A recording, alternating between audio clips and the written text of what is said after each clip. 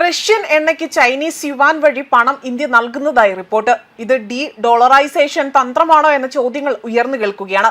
വ്യാപാരങ്ങൾ നടത്തുന്നതിന് വൻതോതിലാണ് ഇപ്പോൾ US ഡോളറിനെ ആശ്രയിക്കുന്നത്. എന്നാൽ ഇത്തരത്തിൽ US ഡോളറിന്റെ ഉപയോഗം തന്നെ അവയെ ആശ്രയിക്കുന്നത് കുറയ്ക്കാനും ബ്രിക്സ് രാജ്യങ്ങൾ പണിപ്പെടുന്ന സമയത്താണ്. അതിനിടയിലാണ് ഇത്തരത്തിൽ ഇന്ത്യ റഷ്യയിൽ നിന്നും എണ്ണ ഇറക്കുമതി ചെയ്യുന്നതിനുള്ള പ്രതിഫലത്തിന്റെ ഒരു ഭാഗം ഇന്ത്യ ചൈനീസ് യുവാനിൽ നൽകി തുടങ്ങിയതായുള്ള റിപ്പോർട്ടുകൾ പുറത്തു വന്നിരിക്കുന്നത്.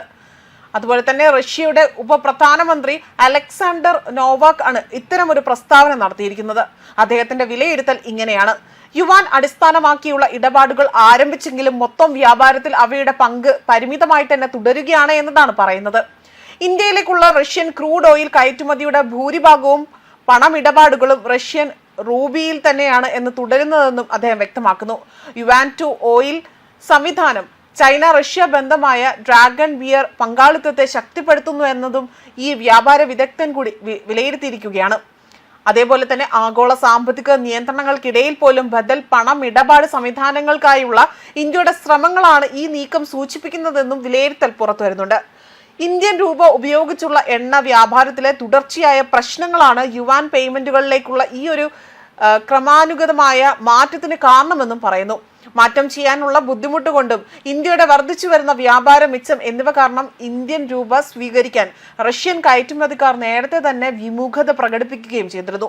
കൂടുതൽ എളുപ്പത്തിൽ കൺവേർട്ട് ചെയ്യുവാനും അതുപോലെ വ്യാപാരം ചെയ്യാനൊക്കെ തന്നെ കഴിയുന്ന ചൈനീസ് യുവാൻ ഉപയോഗിക്കുന്നത് റഷ്യയ്ക്ക് അവരുടെ വിദേശ കരുതൽ ശേഖരം കൈകാര്യം ചെയ്യുവാനും ഇറക്കുമതി പ്രതിഫലം കൈമാറുവാനും കൂടുതൽ സൗകര്യപ്രദമാകുമെന്നും ഇത് പറയുന്നുണ്ട്.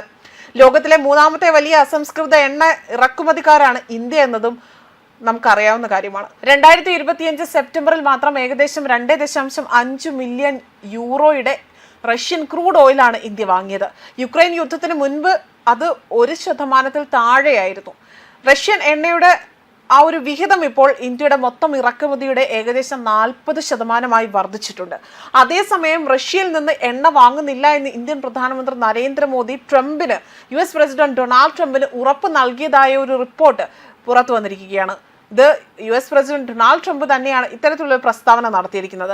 റഷ്യയിൽ നിന്ന് ഇനി എണ്ണ വാങ്ങുന്നില്ല എന്ന് മോദി എനിക്ക് ഉറപ്പ് നൽകിയെന്നും ഇനിയൊരു പ്രക്രിയ ആയതിനാൽ, അതായത് ഇതൊരു വലിയ പ്രക്രിയ ആയതിനാൽ തന്നെ പെട്ടെന്ന് നടക്കുന്ന കാര്യമല്ല, പക്ഷെ ഈ പ്രക്രിയ ഉടൻ അവസാനിപ്പിക്കുമെന്നാണ് ട്രംപ് പറഞ്ഞിരിക്കുന്നത്.